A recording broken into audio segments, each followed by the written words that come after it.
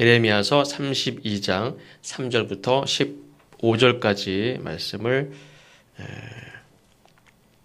한 절씩 교독하겠습니다. 3절에서 5절까지는 제가 읽겠습니다. 6절 여러분들이 읽으시고 교독하시고 15절 마지막 절 함께 읽겠습니다. 이는 그가 예언하기를 여호와의 말씀에 보라 내가 이 성을 바벨론 왕의 손에 넘기리니 그가 차지할 것이며 유다 왕 시드기야는 갈대아인의 손에서 벗어나지 못하고 반드시 바벨론 왕의 손에 넘겨진 바 되리니 입이 입을 대하여 말하기를 눈이 서로 볼 것이며 그가 시드기야를 바벨론으로 끌어가리니 시드기야는 내가 돌볼 때까지 거기 있으리라. 여호와께서 이와 같이 말씀하시니라. 너희가 갈대아 인과 싸울지라도 승리하지 못하리라 하셨다 하였더니 유다 왕 시드기야가 이르되 내가 어찌하여 이같이 예언하였느냐 하고 그를 가두었음이었더라.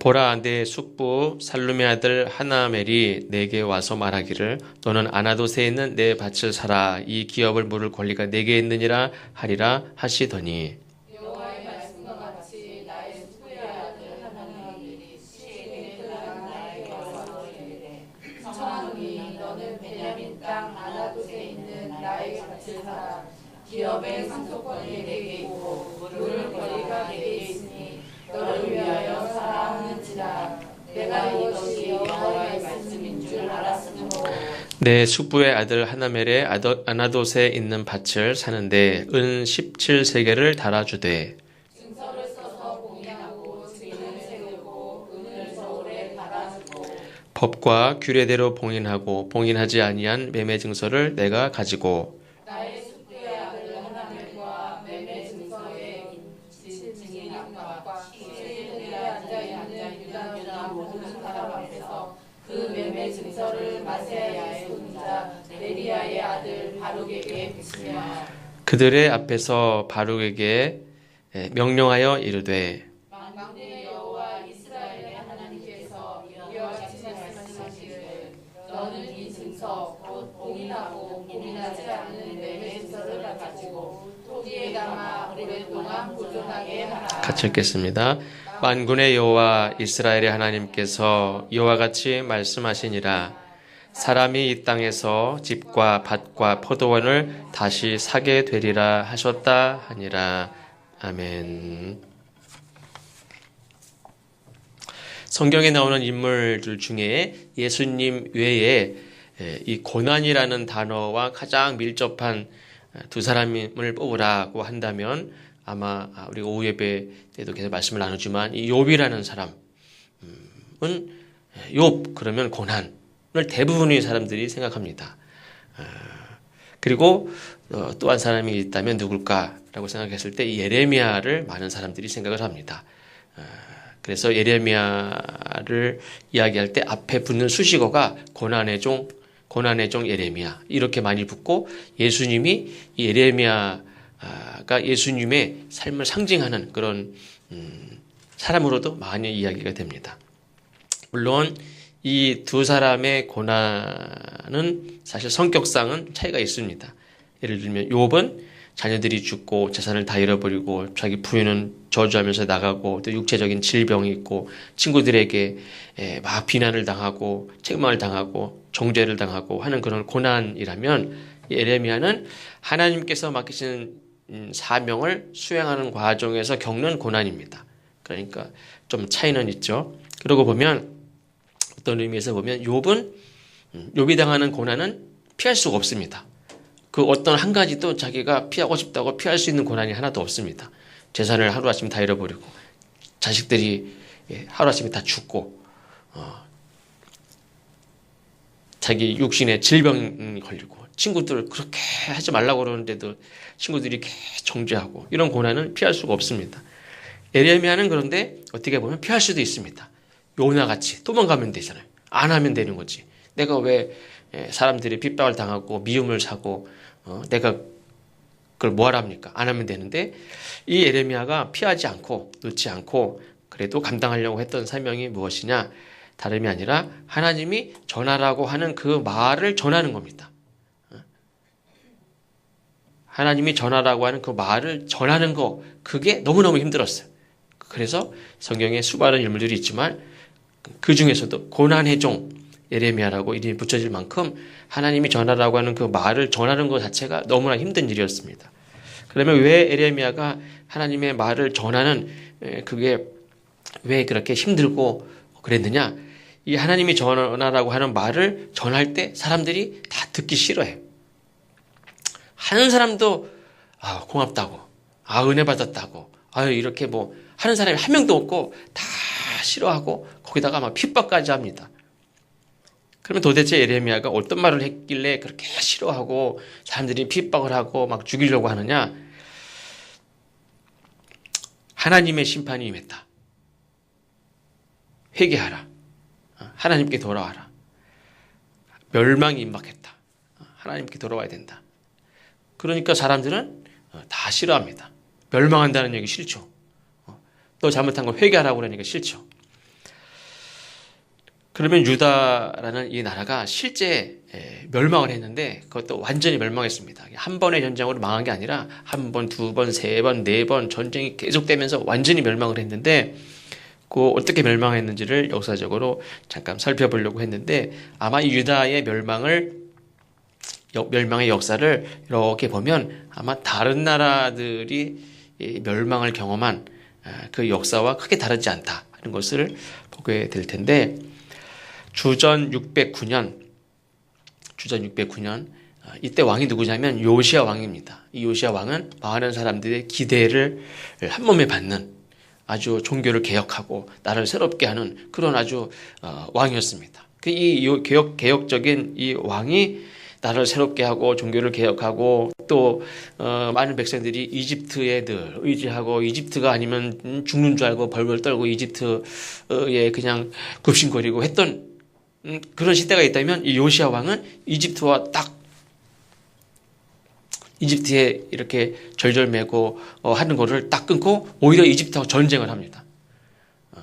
그러면서 정치적으로 보면 자주 국가의 그런 틀을 막 세워나가고 오직 하나님만 섬기는 이집트도 바벨론도 의지하지 않고 하나님의 말씀대로만 살려고 막 그렇게 하고 이집트 왕과 전쟁을 많이 합니다.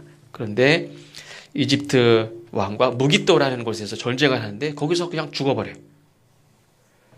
많은 백성들이 기대하고 영적으로도 봐도 정말 이 유다를 새롭게 세워나가고 있던 그 왕이 그리고 저 지긋지긋한 애굽 이집트와 오히려 그걸 끊어내고 오히려 전쟁을 하는 그런 중인데 이 왕이 전쟁터에서 죽어요. 그러니까 이제 왕이 전쟁터 죽는다는 거는 이집트에 의해서 유다가 완전히 멸망한 거예요. 그래서 왕이 죽으니까 요시야 왕의 뒤를 이어서 여호아스라는 왕이 세워지는데 이집트가 어림없는 소리 여호아스 왕을 붙잡아가요. 그리고 왕을 자기가 세웁니다. 이집트가. 이미 전쟁에서 졌기 때문에 내 마음대로 왕을 세울 수가 없어요. 내가 세운 왕은 이집트가 잡아가고 이집트 왕의 왕을 따로 세우는데 그 왕은 누구냐면 이 요시야의 다른 아들 여호야김이라는 왕을 이집트 왕이 세웁니다. 예레미야 선지자는 이때부터 예언자로 하나님의 말씀을 전하기 시작하는데 이 여호야김 왕이 이 예레미야 선지자의 말을 잘 들으면 참 좋겠는데 하나님의 말씀을 전하고 혹은 두루마리에 이렇게 쭉 기록합니다. 기록해가지고 이렇게 갖다 줘요. 그럼에도 불구하고 그 두루마리를 하나님의 말씀을 그 자리에 막 불태워버립니다. 그리고 예레미야를 박해합니다. 이 여호야김 왕은 이집트 왕이 세운 왕이죠. 근데 자존심 때문인지 애굽에 잘하는 게 아니라 바로 옆에 새롭게 이렇게 등장하는 바벨론과 친바벨론 정책을 막 펼쳐요. 근데 왕이 또 하고 싶다고 다 하는 건 아니죠. 유다 이 정부 안에는 여전히 이집트와 친하려고 하는 그런 사람들이 많이 있었고 그 사람들이 실권을 가져요. 왕은 물론 왕은 이집트 왕이 세운 왕임에도 불구하고 이집트하고 이렇게 좀 멀리하고 친바벨론 정책을 하는데 그 내부적으로는 여전히 친애굽의 그런 관료들이 가득 차 있었습니다. 그래서 이 이집트 관료들이 왕이 추진하고 있는 이 친바벨론 정책들을 싹 다 폐기시켜버려요. 그래서 바벨론 입장에서 딱 볼 때 이것이 그래서 바벨론이 화가 나가지고 이 유다를 침략합니다. 그게 주전 598년인데 아까 이 이집트와 전쟁을 하다가 왕이 죽으면서 나라가 다 전쟁터에서 다 패배를 하죠. 그리고 그 새롭게 세워진 왕이 바벨론 정책을 펴다가 그게 안 되면서 이번에는 바벨론이 쳐들어옵니다. 그래서 이때 여호야김 왕이 죽습니다. 그리고 그 아들 여호야긴이 왕이 되는데 또 누가 잡아가냐면 바벨론 왕이 잡아갑니다. 우리가 여호야김 왕을 죽이고 그 아들이 왕이 자연스럽게 됐는데 그 바벨론 왕이 그를 붙잡아가고 요시야의 다른 아들을 또 왕으로 세웁니다. 그 사람이 시드기야 왕입니다. 이번엔 바벨론에서 세운 왕이죠. 근데 이 시드기야 왕 역시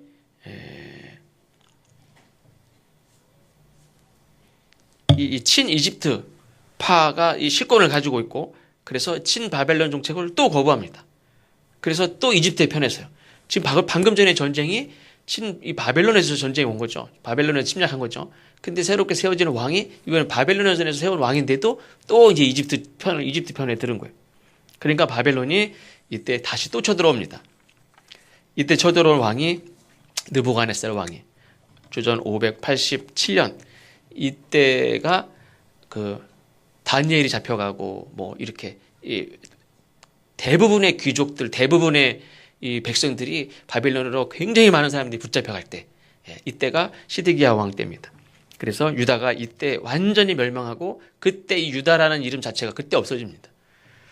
그리고 예루살렘 성이 그때는 이제 어느 정도 이렇게 점령을 하고 왕을 죽이면 정권을 힘을 딱 잡으면 집을 막 다 불지르고 사람 막 다 죽이고 완전 폐허시키고 이 정도는 아니었죠. 그냥 전쟁에서 지면 많은 사람 군인들이 죽는 정도지만 근데 이번에는 예루살렘 도시가 완전히 파괴됩니다. 성이 완전히 다 파괴되고 불타고 집도 다 불타고 수많은 지도자들 또 수많은 백성들이 다 포로로 잡혀갑니다. 그리고 그 유다에 이제 바벨론에서 총독을 세웁니다. 예전에는 그냥 그 나라 왕조가 이어서 왕이 되었는데 그 다음에는 아예 없어지고 유다 왕조를 인정 안 하고 이 바벨론에서 총독을 세웁니다. 그 사람이 누구냐면 그다랴라는 사람인데 이 사람이 뭐 5년, 6년인가 7년인가 이렇게 유다를 이렇게 해서 다스리고 있는데 이 사람이 갑자기 암살을 당했다. 이 사건으로 바벨론이 또 침략을 합니다. 아까 말씀드렸죠. 이스라엘이 예루살렘이 이렇게 다 무너지고 다 파괴되고 불타고 다 죽은 적이 없어요. 근데 한 6, 7년 만에 또 쳐들어옵니다. 그래서 예를 들면 가뭄에 이렇게 먹을 것도 거의 없는데 거기에 뭐 우박이 쏟아진다든지 뭐 무슨 또 재난이 있게 된다든지 이런 식으로 완전히 멸망한 이 나라에 바벨론이 또 침략을 합니다. 그때 이제 이집트 쪽에 섰던 많은 관료들이 다 이집트를 피난 가요. 바벨론이 막 쳐들어오니까 이 사람들이 다 이집트를 피난 갑니다. 우리나라가 일본 왜구들이 막 쳐들어오면 막 평양도 신유지 밀려서 저기 위로 중국 쪽으로 피난 가듯이 이스라엘 사람들은 유다 사람들은 바벨론이 또 쳐들어오니까 다 이집트로 피난 가요. 그때 같이 동행했던 사람이 예레미야예요. 근데 예레미야가 물론 이집트 쪽에 이렇게 이집트 그런 정체를 가지고 있는 사람이냐? 그렇지 않죠. 그때 피난 행렬에 같이 어쩔 수 없이 끌려가지만 그때 이집트에 가서도 이 예레미야 선지자가 선포한 얘기가 뭐냐면 이집트로 의지하지 말아라. 이집트 동맹을 맺지 말아라. 근데 그게 참 그렇죠. 자기도 이집트로 지금 피난을 가고 있는 거기 가서 이렇게 자기가 원해서 간 건 아니에요, 사실은. 이렇게 갔지만 거기서도 계속 할 말을 하는데 그게 뭐냐면 이집트 의지하지 말아라. 이집트 동맹하지 마라. 회개하고 하나님께 돌아와야 된다.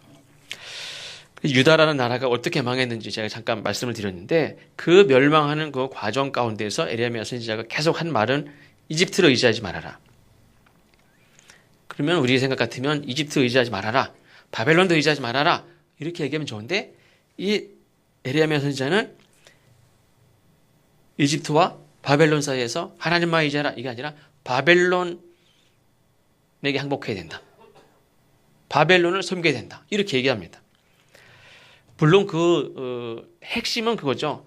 바벨론이냐 이집트냐 이 강대국 사이에서 어떻게 하느냐 그게 아니라 이 모든 바벨론의 심판은 하나님의 심판이다. 이게 예레미야 선지자가 하는 핵심이에요. 이집 딱 정세를 보니까 명나라는 망하고 청나라가 이제 청나라를 붙는 게 청나라와 동맹을 맺는 게 사는 길이구나. 이렇게 그런 판단이 아니. 이건 정치적인 판단이 아니라 이 애굽이냐 바벨론이냐가 아니라 바벨론의 침략은 하나님의 심판이다. 그러니까 하나님의 심판에 인정하고 순응하는 것이 그게 우리가 사는 길이다. 이걸 얘기하는 거지. 정치적으로 바벨론이냐 애굽이냐 이걸 얘기하는 게 아닙니다. 그런데 어쨌든 겉으로 보여지는 사람들이 받아들여지는 거는 바벨론에 항복하는 게 살 길이다. 그리고 심지어는 성경에 바벨론의 왕을 하나님의 사람이라고도 표현해요. 하나님이 보낸 하나님의 도구죠. 사실 하나님의 도구. 이렇게 예수님을 표현하듯이 그런 표현이 아닙니다. 바벨론 왕을 섬기는 것이 하나님의 뜻이다.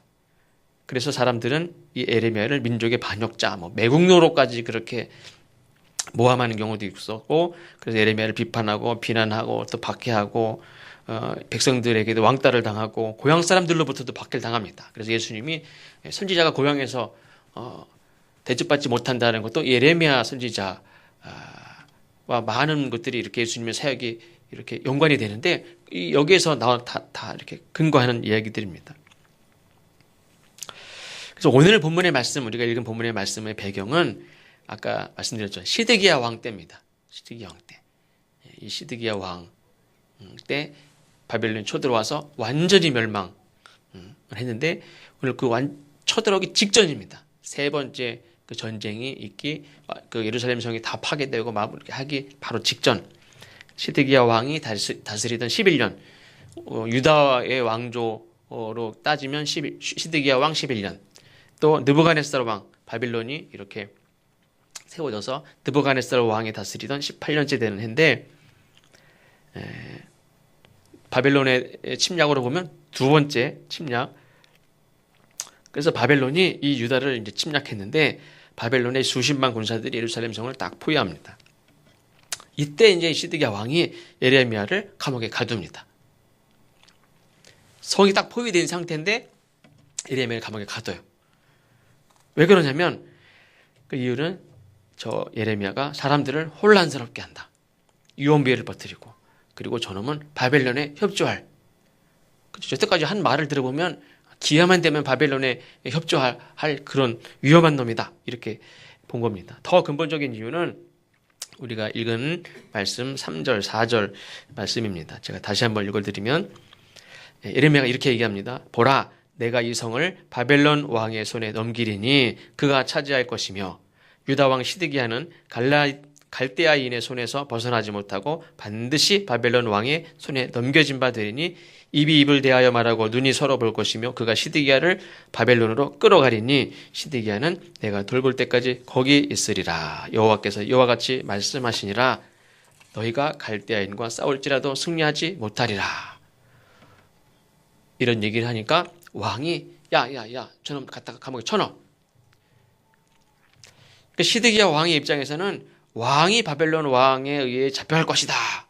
이건 차마 입에 담지 못할 그런 말을 저 예레미야가 하고 있는 거예요.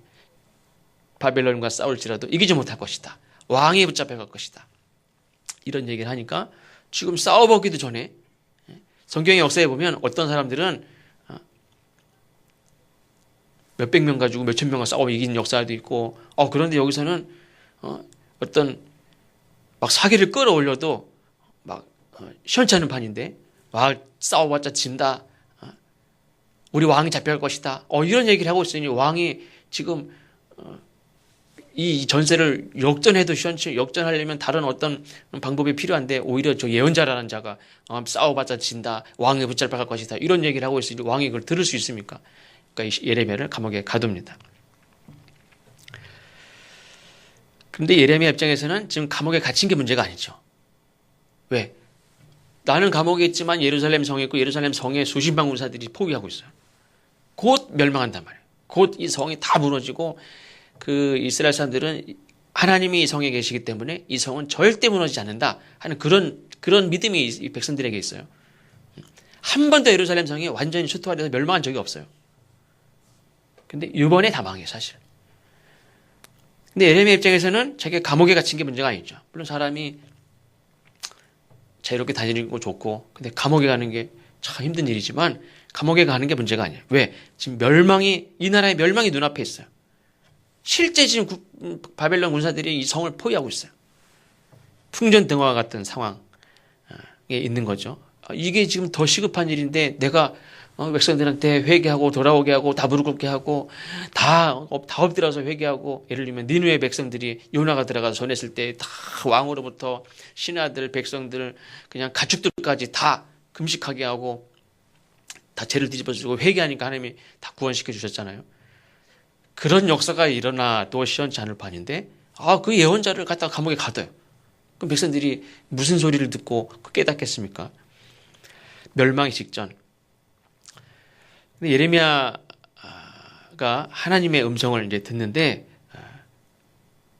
예레미야가 하나님의 음성을 듣는 걸 보면 하나님의 음성은 예배 시간에 다 집중해서 성경 말씀을 피고 그때만 하나님의 말씀을 듣는 게 아니라 그 밖에서는 바벨론의 군사들이 수십만 군사들이 성을 둘러싸고 막 북을 치고 나팔 불고 막 소리를 지르고 막 그렇게 하면서 일단 막 이렇게 사기를 끌어올리고 와 하면서 성을 막 이렇게 공격하지 않습니까? 밖에서는 난리가 났죠. 그리고 자기 감옥에 있습니다.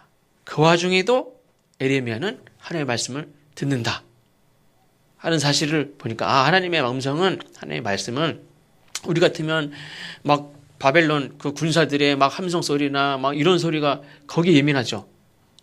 막 성이 무너지나 막 사람이 죽는 소리 들을 수도 있고 막 별의별 소리가 다 들립니다. 그 와중에 하나님의 음성을 듣는다는 게, 근데 링컨 대통령을 보면 알죠. 링컨 대통령이 남북 전쟁을 하는 그 포화가 오는 그 시간에도 자기 숙소에서 기도했다고 하지 않습니까?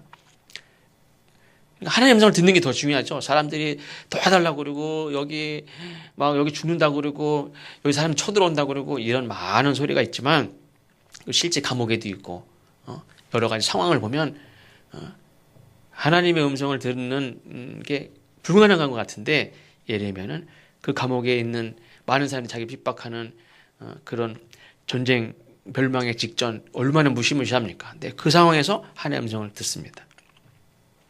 하나님은 어떤 이렇게 꿈이나 이상을 통해서 보여주시기도 하고, 어떤 때는 직접 말씀하시기도 하고, 어떤 때는 상징적인 행동을 하게 해서 그거에 대해서 설명을 해주시면서 깨닫게 하시는 경우도 있습니다.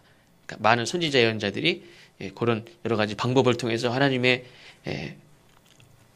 말씀하시는 걸 들었는데, 오늘 말씀은 하나님께서 예레미야에게 어떤 상징적인 행동을 하게 하시는데, 그걸 통해서 하나님의 어떤 뜻과 계획이 있으신지 이거를 깨닫게 하는 말씀입니다. 감옥에서도 하나님의 말씀을 듣는데 어떤 말씀을 하시냐면 8절 말씀에 보면, 보라 내 숙부 살룸의 아들 하나멜이 내게 와서 말하기를 너는 아나돗에 있는 내 밭을 사라. 이 기업을 물을 권리가 내게 있느니라. 이렇게 말할 것이다. 무슨 말이냐면 사라는 거예요. 그래서 이 예레미야는 이 되어질 일들을 하나님이 말씀하셨어요. 그러면 이게 무슨 말인가? 사라는 거구나. 그렇게 해석을 했습니다. 그 위급한 상황에서 하나님이 주신 말씀입니다. 근데 이 말씀이 전혀 상식적이지도 않고, 왜? 지금 자기가 외쳤죠. 이미 나라가 멸망이 임박했다는 걸 외쳤습니다. 그리고 싸워봐자 싶다. 그리고 자기가 예언했습니다. 이 왕이 바벨론에 붙잡혀야 할 것이다. 이미 게임은 다 끝났습니다. 나라는 다 망할 것이 다 보여요. 그런데 하나님이 주신 말씀은 내 친척 하나멜의 밭을, 하나돗에 있는 그 밭을 사라는 거예요. 그 아나돗이라는 곳은 사실 예레미야 식구들이 계속 살고 있는 그런 땅인데 그 땅을 사라는 거예요. 다 나라가 망해가지고 직전인데 그 땅을 사는 게 좀 필요합니까? 전혀 상식적이지도 않고, 그리고 수많은 군사들이 이미 포위하고 곧 점령당하면 다 폐허가 될 것이고, 이미 성 밖에 저기 있는 하나돛이라는 그 동네 자체가 이미 우리 땅이 아니에요. 바벨론에게 다 뺏긴 상태. 누구보다 하나님이 더 잘 아시는데 저 쓸모없는 땅, 저 하나돛의 땅을 지금 사라는 거예요. 지금 군사들이 성을 넘어가지고 막 와 하면은 지금 막 무너져서 막 그 대비하고 싸워도 괜찮은 판인데, 지금 그거를 돈을 주고 매매증서를 쓰고 이거를 좀 하라는 거예요. 그러니까 하나님의 결정은 전혀 합리적이지도 않아 보이고, 실제 지금 당장 필요한 것도 아닌 것 같아요. 나중에 혹시 잘 되면 살 수도 있지만, 지금 나라가 다 망해서 죽게 생겼는데 땅을 왜 사라고 하는지, 오늘 당장 목숨을 잃을 수도 있고, 그 땅 바로 지금 전쟁에서 지면 다 뺏기는 거고, 그리고 오늘 먹고 사는 것도 오늘 내가 이 지금 살 수 있는지 없는지도 장담 못 하는데, 하나님은 그 땅을 사라 이렇게 말씀합니다. 그런데 예레미야는 그 하나님의 말씀에 순종합니다. 이유는 잘 모르지만 하나님의 말씀대로 사기로 결정하고, 그 사는 거를 야 빨리 와 이렇게, 야 사는 거야 이렇게 하고 사는 게 아니라 절차에 따라서 이 땅을 구입을 합니다. 가장 가까운 친척이 본인인 것을 확인합니다. 원래 자기 백성들끼리 땅을 사고 팔 수 없죠. 그게 하나님의 법이고, 근데 이렇게 다른 이방인에게 팔아서는 안 되고, 근데 우리끼리는 가장 그 순위가 먼저인 친척 중에 제일 가까운 친척이 이거를 이렇게 살 수 있습니다. 그래서 본인이 에레미야가 제일 가까운 친척인 것을 먼저 확인하고, 그 다음에 정당한 값을 지급하고 증서를 써서 봉인하고 증인도 세우고 은을 저울에 달아서 주고, 성경에 보면 법과 규례에 따라서 봉인하고, 봉인하지 아니한 매매 증서는 자기가 갖고, 또 여러 증인들한테 매매 증서를 다 보내고, 바룩에게는 토기에 그걸 잘 담아가지고 오랫동안 보존해라 명령을 딱 내립니다. 이런 일들을 이렇게, 또 감옥에 있는 사람이 사람들 불러다가 사람들 공중 세우고 사람들 증인 세우고 증서 쓰고 은을 달아서 그러니까 대충 다 지금 나라가 망해서 있는데, 저 땅을 만약에 시세가 평당 100만 원이다 그러면 야 50만 원만 해. 왜? 망하게 생겼는데 내가 저 땅을 뭐하러 사? 싸게 팔아. 이게 아니라 원래 가격대로 은을 제대로 저울에 잘 달아가지고 적당한 값을 제대로 다 지불을 합니다. 많은 사람들이 보는 앞에서 증인 세우고 이런 행동들을, 절차를 제대로 잘 밟아가지고 땅을 삽니다. 사람들이 이상하게 생각하죠. 수군거리죠. 저 사람 미쳤나? 이 행동에 대해서 예레미야는 하나님 15절 마지막에 보면 하나님께서 어떤 계획을 가지고 계신지를 마지막에 말합니다. 15절 말씀에 보면 만군의 여호와 이스라엘의 하나님께서 이와 같이 말씀하시니라. 사람이 이 땅에서 집과 밭과 포도원을 다시 사게 되리라 하셨다. 이게 예레미야 선지자가 전하는 말이에요. 오늘 멸망은 물론 피할 수가 없어요. 오늘 우리가 오늘 밤 이제 당할 고난은 피할 수 없어요.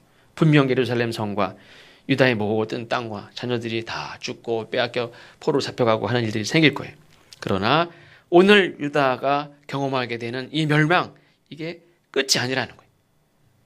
장차 나중에 70년이라는 걸 말하지만, 장차 유다가 너희들이 이 땅에서 그 땅을 다시 사게 될 것이다. 어차피 멸망할 땅인데 거기서 가장 쓸모없는 땅, 그걸 왜 사느냐? 하나님이 다시 다 찾게 될 것이라는 것을 보여주는 상징적인 행동인 것이죠. 사람이 이 땅에서 집과 밭과 포도원을 다시 사게 되리라. 그래서 예레미야는 나라의 멸망을 눈앞에 두고, 심지어 감옥에 갇혀서 이러지도 못하고 저러지도 못한 상황에서 다 이제 빼앗기게 될 그 땅을 돈을 주고 사죠. 사람들은 미쳤다기도 하고 어리석다고 하기도 하고, 현실적이지도 않고 합당하지도 않고 때에 맞지도 않고 시세가 점점 떨어지는 그 땅을 사서 뭐합니까? 그렇죠? 사실 저희가 산 저 10평 있죠? 10평 제가 이렇게 계약을 하면서 보니까 그 전 주인이 피아노학원 하셨는데, 그 피아노학원 하시던 분이 처음에 산 게, 저희가 저거를 3,700만 원에 샀거든요. 근데 그분이 저거 처음에 살 때 얼마에 샀는지 혹시 아세요? 6,400만 원에 샀어요. 저희가 3,700만 원에 샀는데 싸게 샀다는 것도 있지만 시세가 또 많이 떨어졌다는 거예요. 부동산 분들 말하더라고요. 저기를 교회 아니면 살 사람이 없대. 누가 저거를 사가지고 뭐 어떻게 하고 이미 시세가 떨어졌기 때문에 그거를 누가 삽니까? 그거를 그러더라고요. 딴 사람들한테 얘기하라. 누가 저걸 살 사람도 없다고. 얼마에 팔면 안 될까? 그 돈 주고 저걸 누가 사냐고. 안 산다고. 교회나 사지. 그러니까 싸게 팔으라고. 그래서 이제 그때 좀 저렴하게 샀는데 만약에 누가 저거를 시세가 계속 떨어지는 저걸 사서 뭐합니까? 이렇게 그 돈이면 어디 또 오를 때를 사지. 예레미야도 정말 쓸모가 없는 시세로 봐도 시세가 문제가 아니죠. 당장 나라가 망해가지고 당장 그 매매 증서가 다 휴지 조각이 될 판인데 그걸 뭐하러 삽니까? 그런데 그것을 삽니다. 70년 후에 다시 되찾게 될 그 땅. 아나도시 문제가 아니라 유다의 온 땅을 하나님이 다시 사게 해주시겠다. 다시 되찾게 해주시겠다. 이거를 보여주시는 하나님의 말씀. 그걸 바라보고 그걸 사는 거예요. 우리가 살아가는 이 시대도 그렇다 하는 생각을 해봤습니다. 우리나라는 미국 또 중국 얼마 전에 보니까 기사에 이런 기사가 났어요. 그 러시아 대통령이 김정은 정권은 참 괜찮은 지도자다. 핵무기를 통해서 자기의 힘을 또 자기의 어떤 힘을 세상 모든 나라에 딱 이렇게 자기의 권력을 제대로 가진 그러니까 그런 괜찮은 지도자다. 그리고 인정을 해줬어요. 그런 나라를 옹호하는 중국은 이렇게 핵무기 갖는 거를 이렇게 견제하지만 러시아는 괜찮은 지도자라고 옹호를 했어요. 미국이 있고 중국이 있고 이쪽에 러시아가 있고 우리와 영원한 숙적이라고 하면 안 되죠. 어쨌든 그런 일본이 있고 이런 강대국 사이에서 우리가 이리 치고 저리 치고 그러면서 오랜 역사 속에서 유다가 당했던 역사를 사실 우리나라도 얼마나 많이 당했는지 모르죠. 아까도 말씀드린 대로 조선 말기 때 후기에 명나라를 택하면 지금 막 신흥 세력 청나라 이 나라가 당장 쳐들어왔죠. 이 나라가 일단 쳐들어와가지고 다 온 나라를 유린하고 마지막 남한산성에 인절금리 피난 와가지고 거기서 마지막 버티고 있는데 거기를 다 포위했어요. 명나라를 외면하고 청나라에 항복하면 나라의 자존심을 다 잃는 거고 또 이 청나라와 싸우면 온 백성들이 다 죽는 건 자명한 사실이고 남한산성이라는 영화에 나오는 내용이기도 하지만 우리나라 역사죠.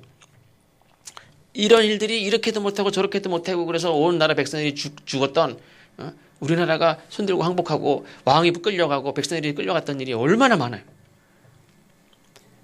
우리 조선 말기 구한말 직전에는 어땠습니까? 이 나라의 청나라 일본이 우리나라 땅에서 싸웠어요. 조선의 왕이 이 땅에서 내 왕궁 자리에서 자기 왕궁에서 피해서 일본군을 피해서 러시아 공사관으로 피난 간 적도 있어요. 몸을 피한 적도 있어요. 지금 어떻습니까? 우리 어떤 나라는 거부하고 어떤 나라와 친해야 됩니까? 그걸 얘기하는 게 아니죠. 문제는 그게 아니라 에레미야가 외쳤던 회개하고 하나님께 돌아와라. 이 말씀을 우리가 들어야 되는 줄로 믿습니다. 우리는 여전히 그리고 혹시 이 나라가 풍전등화와 같은 위험에 처했다고 보는 많은 나라들도 있었어요. 서방에서. 2017년에는 옛날에 94년인가요? 그때도 전쟁이 날 뻔했다고 그랬죠 한번. 그리고 아마 나중에 지나면 2017년에 진짜 전쟁이 날 뻔했다고 얘기할 거예요.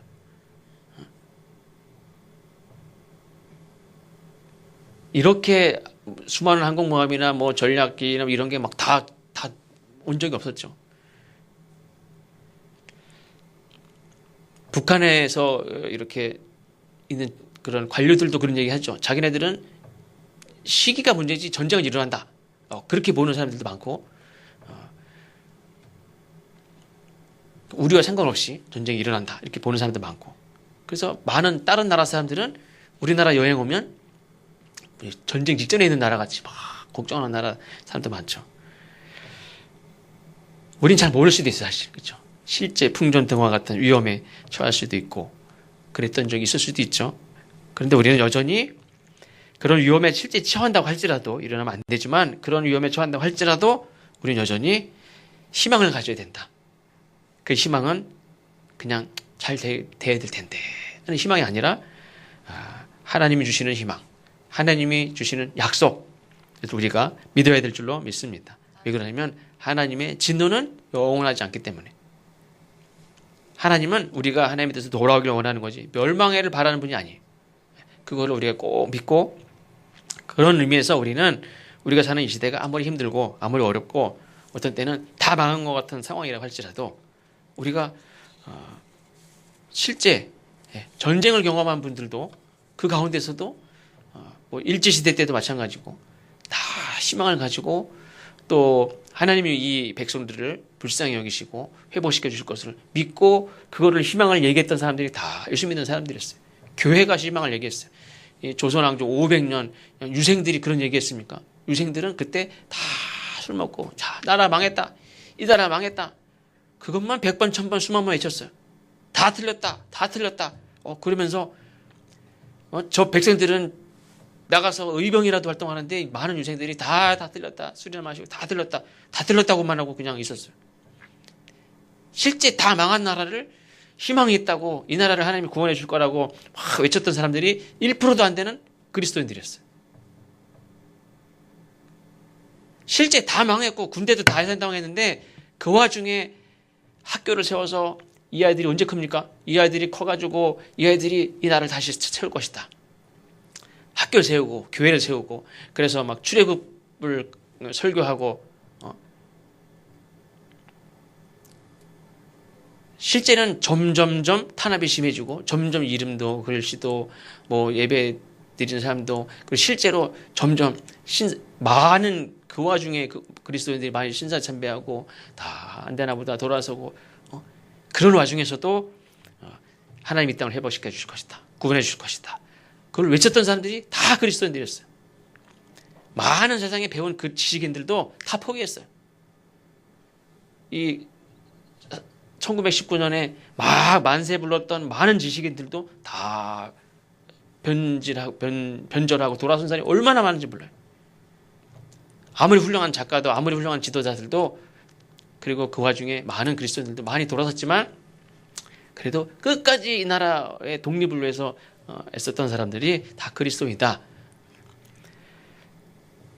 예레미야가 선포한 것은 바로 우리가 지금 실제 멸망한 상황에서 살고 있어요. 그러나 예레미야는 하나님께서는 우리를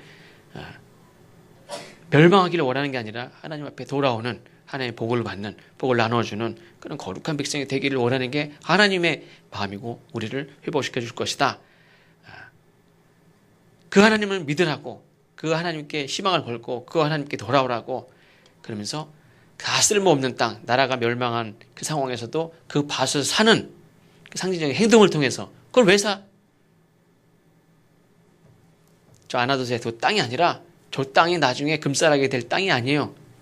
그게 아니라 이 온 나라를 다시 사게 될 때가 다시 온다 하는 걸 보여줬단 말이에요. 우리도 하나님께서 우리에게 새롭게 허락하실 새로운 시대를 위해서 준비해야 될 줄로 믿습니다. 그럼 우리가 무엇을 해야 되느냐? 땅을 살까요? 땅은 상징적인 행동이라고 그랬죠. 땅을 사는 게 아니라 70년 후에가 될지 얼마가 될지 모르지만 하나님께서 우리를 회복시켜 주실 것을 바라고 희망을 갖는 것이 중요한 줄로 믿습니다. 희망을 갖는 거, 예레미야는 아나돗이라는 땅을 사서 그 매매 증서를 항아리에 잘 보관하면서 그 매매 증서를 붙잡고 이걸 보면서, 그렇지, 하나님이 이 땅을 아나돗이 아니라 이 유다 땅을 하나님이 다시 산다고 그랬어. 밭도 포도원도 다 다시 사게 해주신다고 그랬어. 이걸 가지고, 이걸 보면서 버텼어요. 그리고 그 고난을 견뎌냈어요. 어떤 사람은 복권을 사서 일주일 동안 희망을 가지고 살아요. 복권을 사서. 저와 여러분은 복권을 사서 지갑에 두지도 않았습니다. 항아리에 땅 문서 가지고 혹시 보관한 분 안 계시죠? 저 땅이 언젠가는 다 땅값이 올라야 될 텐데, 그런 분 안 계시죠? 그러지 않았지만 우리는 희망을 마음에 품고 살아가야 될 줄로 믿습니다. 하나님이 우리를 반드시 회복시키신다. 그래서 오늘 이 멸망에 임박한 유다 백성들과 같이 우리가 어려운 일에 직면했다고 할지라도 우리는 어느 때보다도 아나돗의 땅을 사는 그런 마음으로 하나님 우리를 회복시켜 주실 것이다.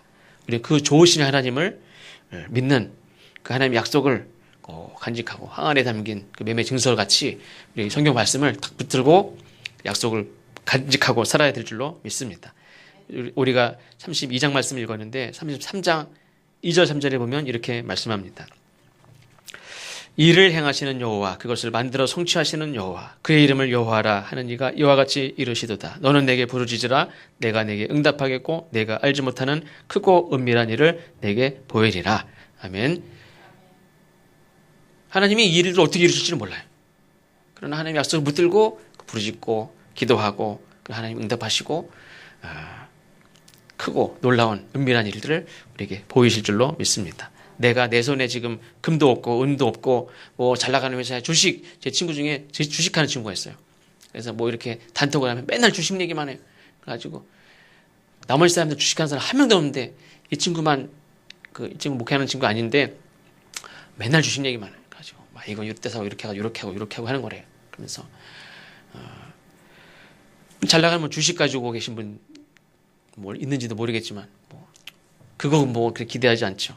건물을 가지고 있어도 땅 문서를 가지고 있어도 사실 소용없어요. 우리는 미래에 대한 하나님의 약속이 있어야 되는 줄로 믿습니다. 그 증거를 가지고 살아간다면 제가 원고에는 나라가 망해도 괜찮습니다. 그래 나라가 망하면 안 되죠.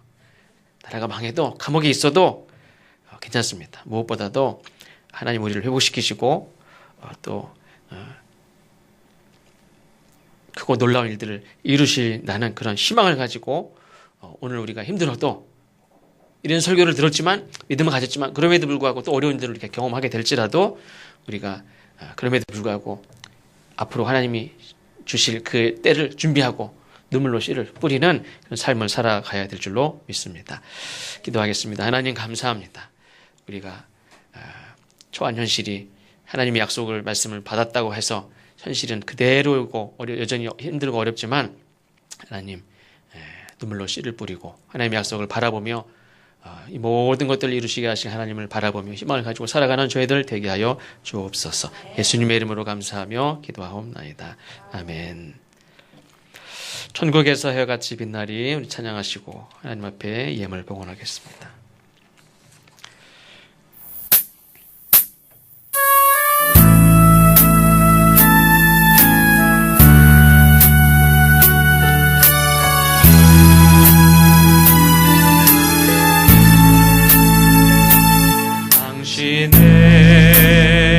그 섬김이 전국에서 해같이 빛나리 당신의 그 겸손이 전국에서 해같이 빛나리